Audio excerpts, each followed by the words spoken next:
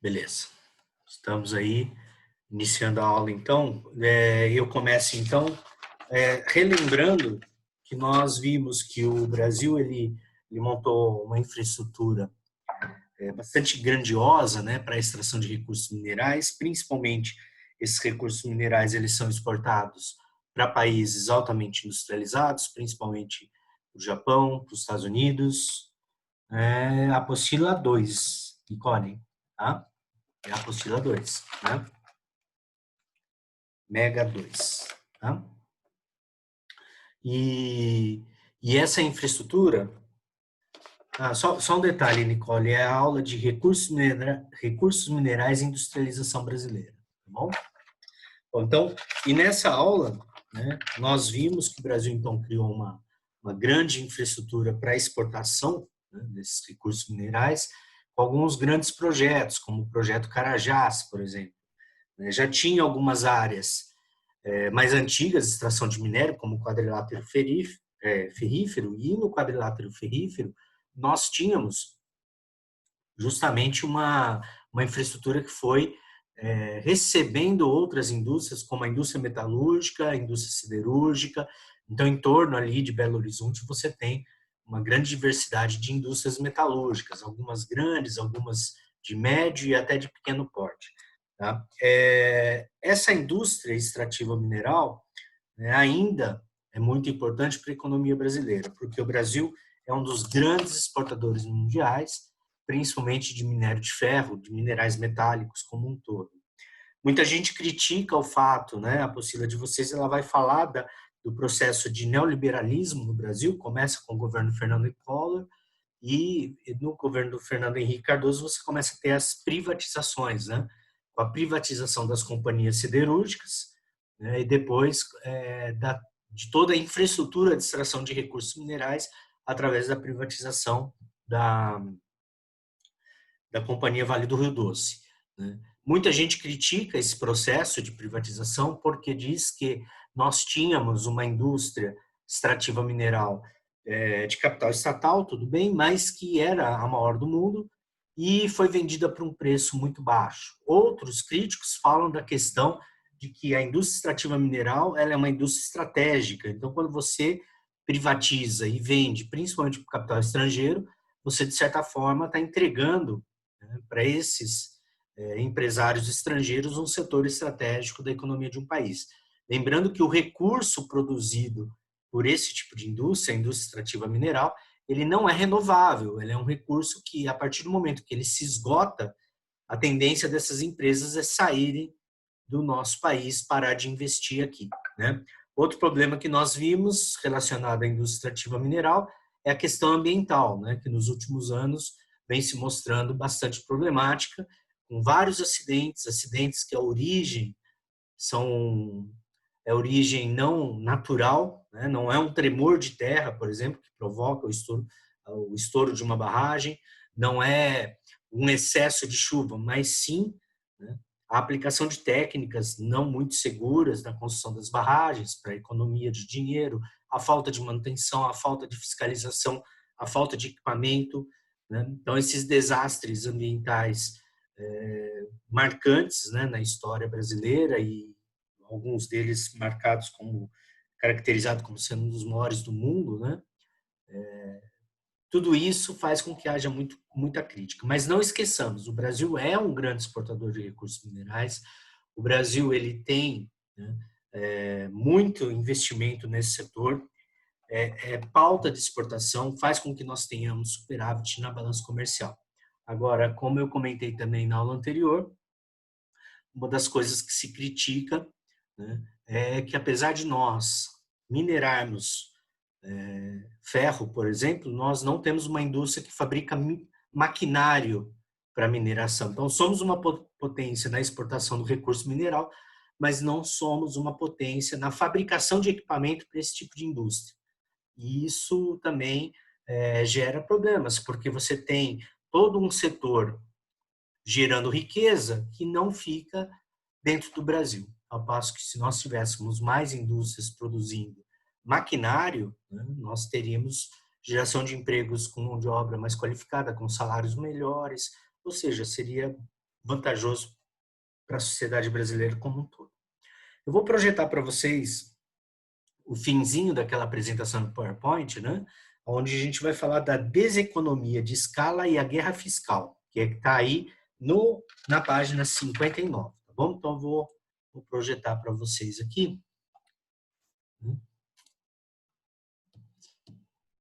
Legal. Então,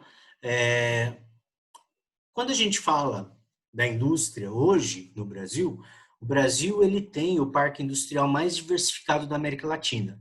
Nós temos quase todos os tipos de indústria aqui, menos as indústrias de altíssima tecnologia. O que, por exemplo, muita gente questiona é que, pelo baixo investimento que nós temos em ciência, nas universidades, na produção científica, o que acontece? Você tem muito potencial desperdiçado, principalmente no setor de biotecnologia. Alguns setores nós temos destaque. Se você pegar no setor de agronegócio, em algumas partes desse setor, né, de produção, você tem tecnologia nacional, criada principalmente pela Embrapa, a empresa brasileira de pesquisa agropecuária, e algumas universidades, aí, principalmente universidades públicas, né?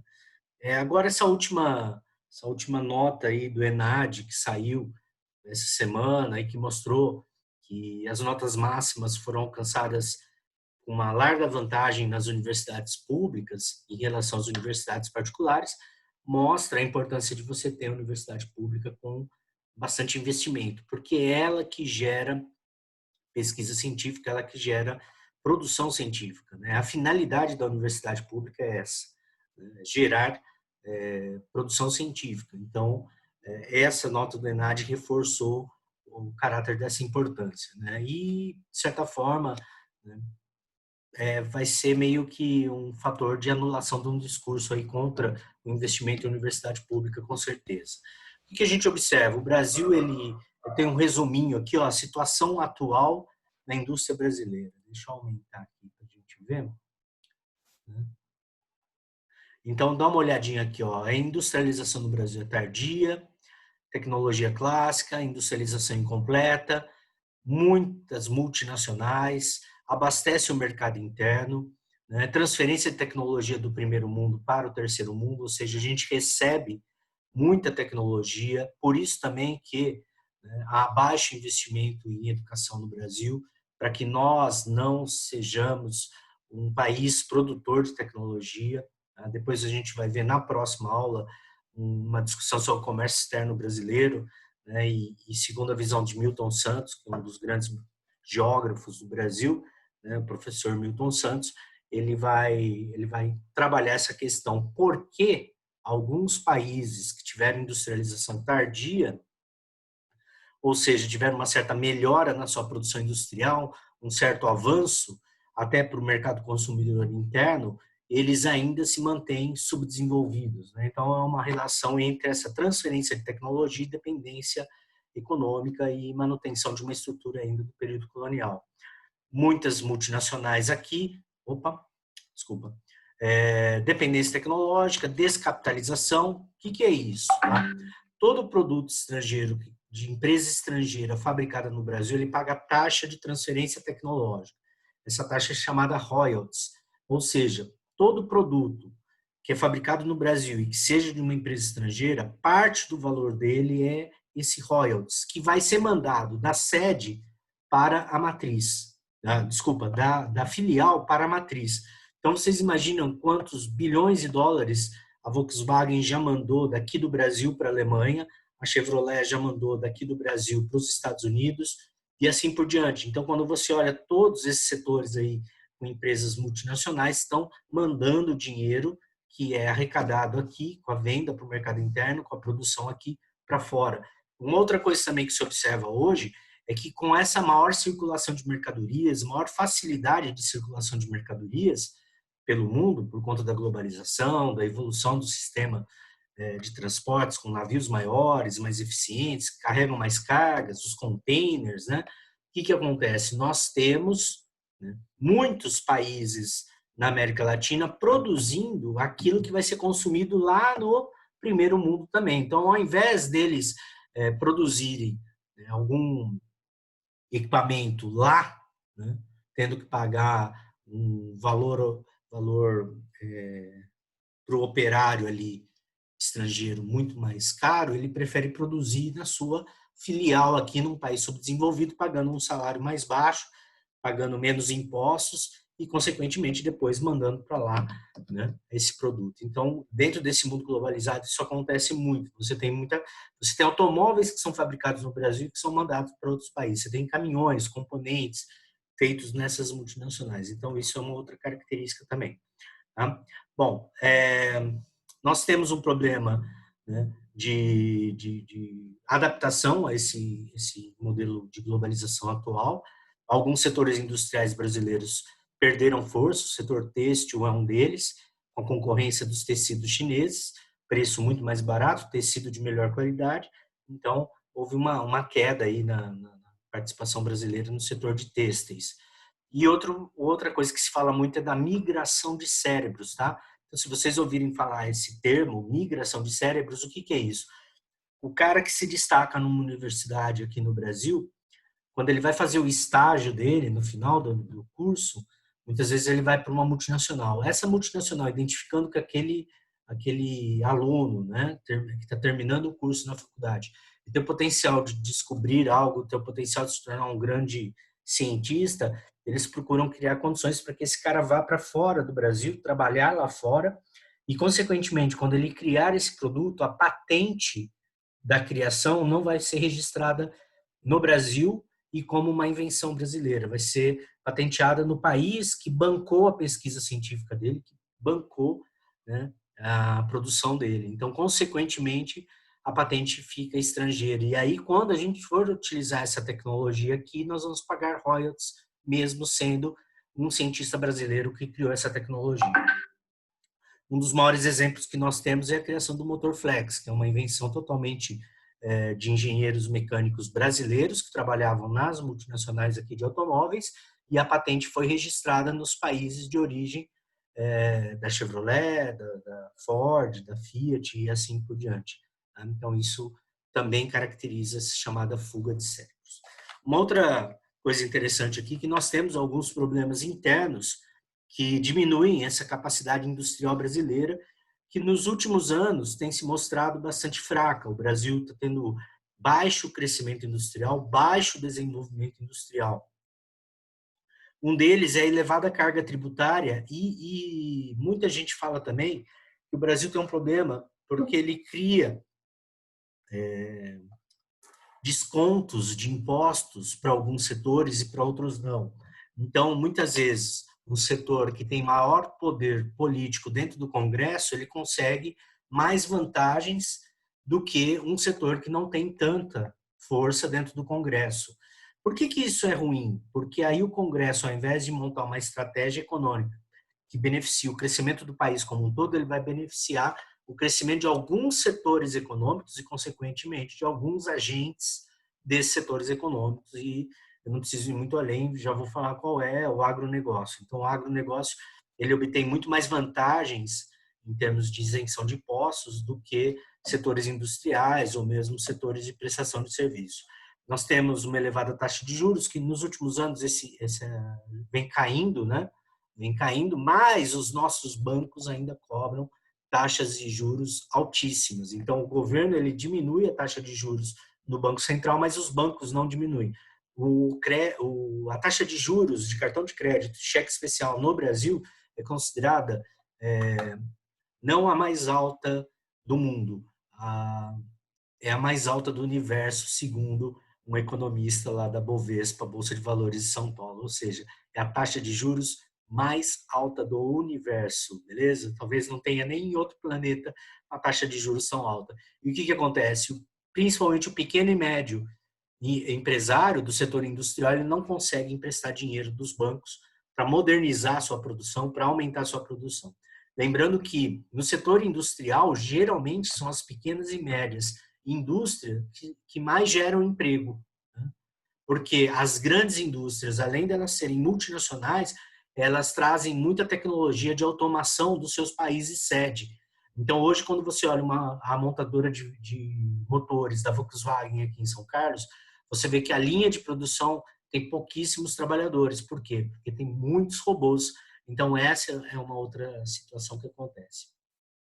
Nós temos um problema sério de investimento em infraestrutura. O que seria infraestrutura? Ampliação das fontes de energia, né?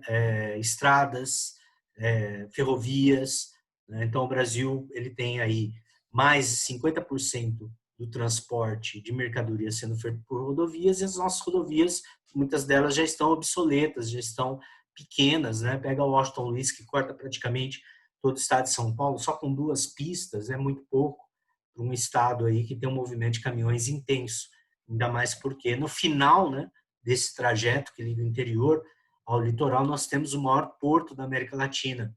Então, esses gargalos que nós falamos, eles atrapalham também esse desenvolvimento maior.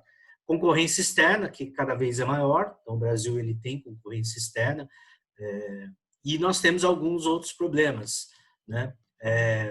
Relacionados internamente, né, a questão da má distribuição de renda. Então, você tem o problema de segurança, de assaltos, de cargas, esse tipo de coisa. Quais são as reações? Né? Então, a busca por participação em mercado externo. Né? Então, muitas empresas tentam vender para outros países ou até se instalar. Há casos de empresas brasileiras que estão se instalando na Bolívia, no Paraguai, porque encontram, às vezes, condições melhores.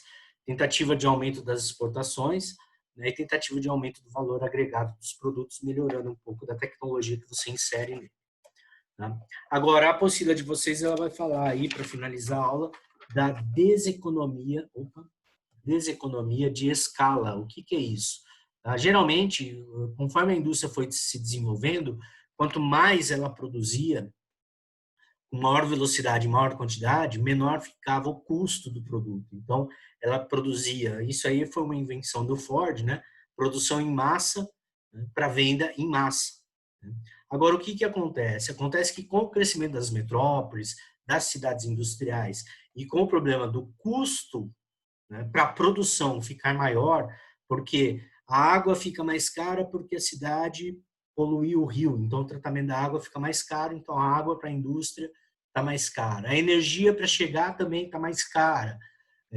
Você tem o problema de gastos com infraestrutura, segurança, você tem que gastar com segurança particular, você tem que colocar câmeras na tua empresa, ou seja, todos esses custos que você começa a ter maiores para a produção vão refletir no preço do produto. Então, acontece que a deseconomia de escala é chamado isso. Ó. Ela acontece quando o custo com os fatores de produção cresce mais do que a produção resultante desse investimento, resultando em um aumento de custo médio por unidade produzida. Qual que é a solução, muitas vezes encontrada para as empresas, para diminuir, né, esse custo de produção mais elevado nas áreas tradicionais de indústria? Migrar para outras regiões. E no caso do Brasil, nós temos 2 períodos importantes. Nós temos um período na década de 80, tá, que a apostila de vocês vai falar no finzinho ali da página 59, que ele fala a primeira deseconomia data da década de 80, envolvendo o estado de São Paulo, o mais rico do país. Os deslocamentos capital interior têm sido intensos e já estabelecem polos industriais no interior, como as cidades de Campinas, Ribeirão Preto, Franca, São José dos Campos, Bauru, Araraquara, São José do Rio Preto, São Carlos e Sorocaba. Então, a apostila cita a nossa região. E aqui você tem também um mapa na apostila de vocês, mostrando os grandes eixos rodoviários de interligação dessas novas regiões industriais que vão se formando. Então, você tinha a região tradicional de São Paulo aqui, né? Aí depois você passa a ter o eixo aqui, ó, de número 1, que é o eixo via Presidente Dutra, né? Cadê a setinha? Aqui, ó, que vai em direção a São José dos Campos, Rio de Janeiro. Lembrando que São José dos Campos é um tecnopolo. Lá a gente tem o ITA, Instituto Tecnológico da Aeronáutica, lá a gente tem a sede da Embraer, né? Depois você tem um eixo também aqui, que é o eixo Castelo Branco, né? Que é o número 2, que vai em direção à região de Sorocaba, Itapetininga, Votorantim, Itu, né? Depois você tem o eixo 3, que é o Anchieta Imigrante, Imigrantes, né, que liga até o Porto de Santos, aqui embaixo. Você tem o eixo 4, que se divide em dois. O eixo 4, ele começa como sistema Bandeirantes-Anhanguera, e depois ele vai aqui sentido Washington Luiz, interligando a região central do estado, que é onde nós estamos, né, a região de São José do Rio Preto.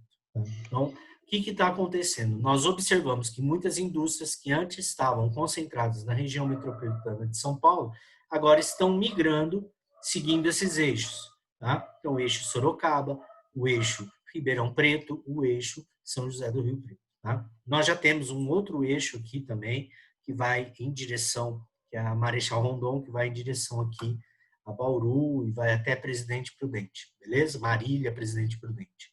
Tá? Então é interessante porque esse deslocamento de indústrias vai em busca do quê? Terrenos mais baratos, vai em busca de mão de obra mais qualificada. Como assim mais qualificada? Porque na década de 80, quando começou a se perceber essa necessidade e essa tendência, o governo do estado de São Paulo ele investiu na criação de alguns centros universitários, principalmente no interior de São Paulo. Então, você teve a transferência da USP, por exemplo, a São Carlos, você teve o governo estadual pedindo, junto ao governo federal, a criação da Universidade Federal de São Carlos, você teve a criação da Unesp. Então, a Unesp, por exemplo, ela fez parte de um plano, né, de criação e geração de mão de obra qualificada no interior de São Paulo. Então, você tem vários campos da Unesp aí, né, espalhados pelo interior, Araçatuba, São José do Rio Preto, Araraquara, né, Assis, né, e você vê que esses campos todos têm uma diversidade bastante grande de cursos. E o Tecnopolo é isso, é quando a cidade ela tem um centro universitário que produz alguma evolução científica na área ali, né, que ela se especializa, e ela vai atrair as indústrias relacionadas a esse setor, tá bom? Então, não se esqueçam disso. Agora, nós temos um segundo momento, que vai ser destacado no finzinho da aula, na apostila de vocês, que é quando nós temos a migração de indústrias para outras regiões do Brasil, principalmente para o Sul, que também teve um forte investimento em universidades, e mais recentemente, o grande eixo de deslocamento industrial está sendo o Nordeste, por conta das universidades federais. Para vocês terem uma ideia, Recife já se tornou um dos maiores polos produtores de software do Brasil. Tudo por conta de universidades federais que estão investindo em setores de tecnologia de ponta. Outro dia eu estava lendo uma matéria sobre um cara, né, que ele é lá do interior, agora eu não me lembro qual o estado nordestino, e ele chegou a trabalhar, ele estudou área de tecnologia, ele trabalhou em multinacionais, inclusive na Guiana Francesa, porque a Guiana Francesa é a área de lançamento de foguetes, né, da França. E ali tem muita indústria de tecnologia aeroespacial. E ele trabalhou lá durante muito tempo. Aí ele retornou para o estado dele, aqui no Brasil, e montou um projeto social onde ele criou um curso técnico para ser o primeiro passo para formar jovens cientistas brasileiros no sertão nordestino. Então, essa situação de expansão industrial, saindo dos eixos tradicionais, saindo das regiões tradicionais, ela sempre vai ocorrer por três fatores. O fator da indústria mesmo se transferir buscando mão de obra mais barata, terreno mais barato, condições melhores. O segundo fator é quando o governo incentiva a ida dessa indústria através da guerra fiscal, o governo oferece terreno de graça, oferece desconto nos impostos. E o terceiro fator é quando a própria sociedade ou alguém daquele local, né, com dinheiro, com conhecimento, capacidade, resolve desenvolver uma região através de ONGs, através de projetos sociais. Tá? Então, nós vemos isso no Brasil hoje, tá bom? Bom, encerra aqui essa aula, tá? Então, eu vou fazer rapidamente os exercícios dessa aula na página 60. Vou parar a projeção aqui e voltar aqui. Tá? Oi, Nicole, nosso petróleo, aí é que está uma grande questão, a gente vai ver um pouquinho disso na próxima aula. O Brasil se tornou um grande exportador de petróleo e muita gente reclama disso. Por quê? Porque com a descoberta do Mercosul, deixa eu voltar. Com a descoberta, né, do pré-sal, né, eu já estou adiantando da aula que vem que vai falar de Mercosul. com a descoberta do pré-sal, o que se esperava? Que o Brasil modernizasse as suas refinarias de petróleo, para que nós pudéssemos refinar o nosso petróleo, né, para abastecer o mercado interno, tornando mais barato o combustível, e também exportando o petróleo sem ser na forma bruta, que é mais barato, entendeu? E sim na forma transformada industrialmente, na forma de nafta, na forma de gasolina, diesel, óleos, fertilizantes, etc. Mas, infelizmente, né, principalmente no governo do Michel Temer, houve um retrocesso nessa situação. No governo Michel Temer se observou que o governo ele começou a parar a produção nas nossas refinarias de petróleo. Algumas estão sendo vendidas sem muito alarde, sem a população saber, né? Teve o problema também, que foi herdado de outros governos, de corrupção na Petrobras, e isso foi utilizado também como motivo para uma campanha, né, de, digamos assim, desestruturação do poder que a Petrobras tinha no mercado internacional de petróleo. Então, hoje, boa parte das áreas de extração de petróleo do pré-sal estão na mão de grupos estrangeiros, a Petrobras está sendo desmontada aos poucos, está sendo vendida em pedacinhos, porque é muito difícil você privatizar a Petrobras, mesmo porque ela não é uma empresa estatal, ela é uma empresa de capital misto.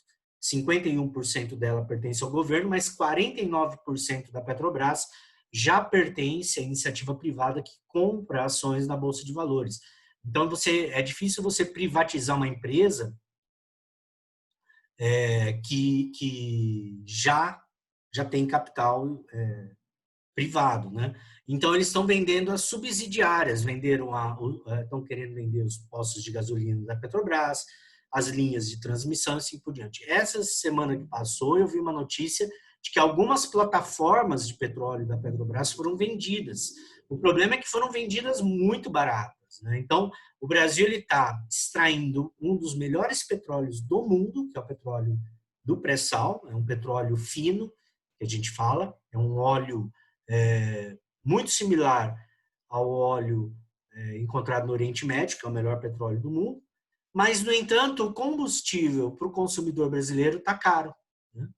Porque olha só que loucura que está acontecendo. O Brasil vende o petróleo bruto e depois compra o petróleo refinado. Então, o nosso petróleo vai para os Estados Unidos bruto, lá ele é transformado em gasolina e aí a gente compra a gasolina de volta, a gente compra o diesel de volta. Então, essa situação é uma situação estranhíssima, né, dentro do nosso país.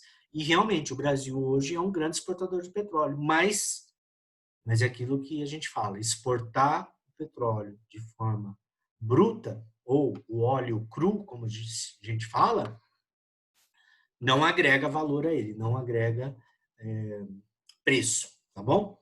Bom, pessoal, isso, né? A produção da Petrobras no Campo Tupi é muito boa, né? Fora os outros campos que nós temos aí, né? Eu acho que eu comentei com vocês, eu vou pôr o nome aqui, ó. Tem esse documentário da Discovery no YouTube, tá? O Desafio do Pré-Sal. Procurem dar uma olhada lá. Ele mostra todo o investimento que houve na Petrobras e nas universidades federais brasileiras para criar a tecnologia para a gente explorar o pré-sal. E tudo isso hoje está abandonado, infelizmente.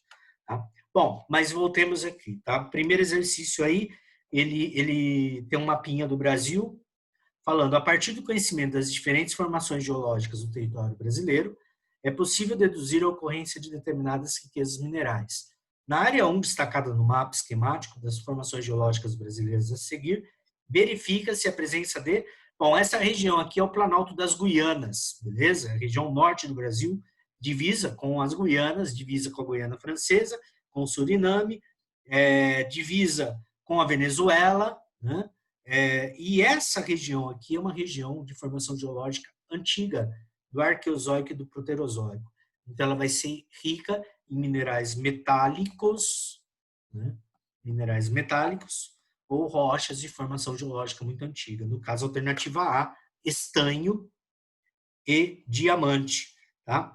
Petróleo e carvão mineral não vai ser, porque o petróleo e carvão mineral teve formação geológica mais recente e está em bacias sedimentares, não em planaltos cristalinos como essa região aqui. Ferro e xisto. O xisto não é, porque o xisto, na verdade, é o petróleo em rocha. Tá? Então, o petróleo é uma rocha sedimentar, então não vai ter em área de formação geológica cristalina. A D também não é, porque é petróleo também vai estar em rocha sedimentar, não em rocha cristalina. E a E também está errada, porque fala ouro e calcário. Calcário também é rocha sedimentar. Então, observa que em cada alternativa tem um tipo de rocha sedimentar, o que não é encontrado ali no Planalto das Guianas ou Planalto Norte Amazônico, segundo a classificação do Jurandir Ross, beleza? Aquela nova classificação de relevo. Então, portanto, a alternativa A, tá bom? Então, A. Depois, número 2 fala assim: entre as causas que explicam a relativa diminuição da concentração industrial na área metropolitana de São Paulo, podemos considerar 1. Deseconomia de escala na região em face dos baixos custos de produção.